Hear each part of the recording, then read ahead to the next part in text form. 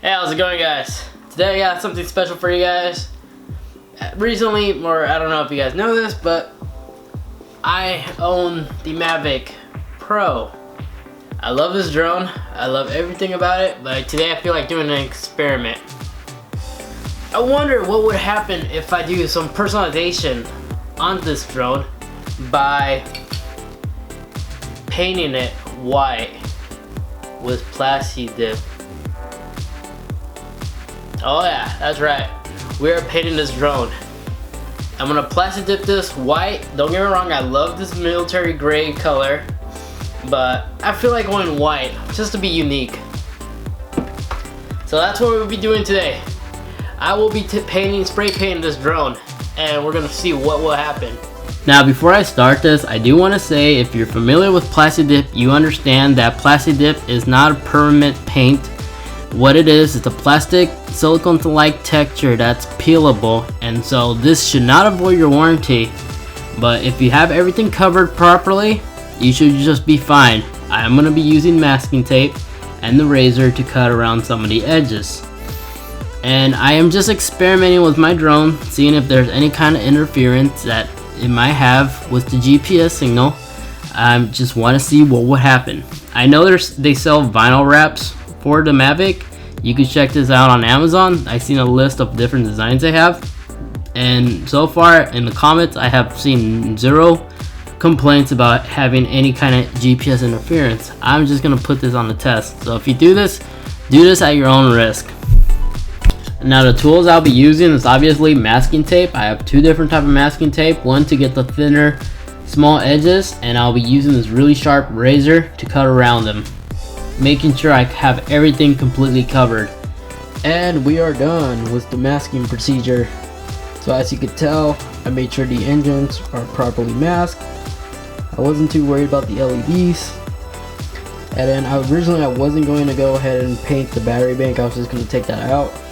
But you know what, I went ahead and put that on and just put like a stripe down the middle, protecting the lights and the buttons. All the little joints on the drone, I also took the liberty of properly securing those, because Plasti dip does tend to tear, so I might as well just leave a little gap right there. The buttons are covered. I made sure all the engines are covered completely, because if there's little gunk in there, they could slow down the engines to not spin properly in their max speed. So yeah, guys, the next step, we're gonna go outside and start Plasti dipping my Mavic. Alright, got the Mavic all set up. The flat surface, Plasti dip is on the side. We're ready to begin the procedure. Wish me luck.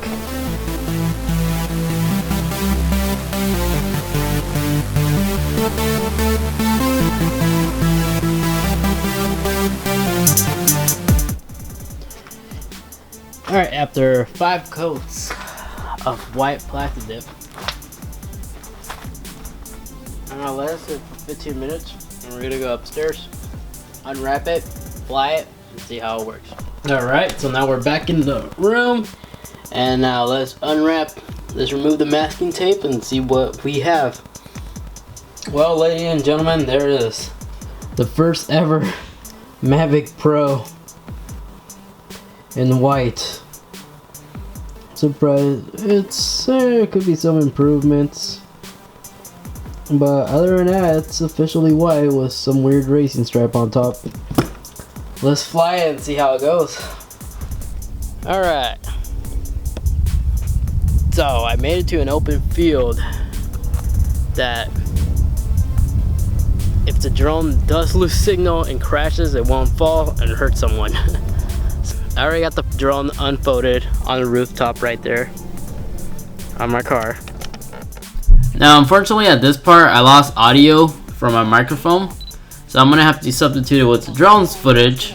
But as you could tell, as soon as I lift off, the video quality looks exactly the same as if the drone was just regular, like without a paint or anything on it.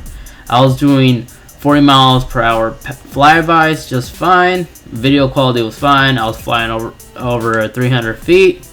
It felt like a regular drone. It doesn't feel like there was any issue interference with the GPS connectivity. My signal was strong and everything else felt normal, absolutely normal. So you could just tell by that video clip, everything was just fine. Well, that was a fun experiment. Sacrificing my drone for science. Nah, I'm just kidding.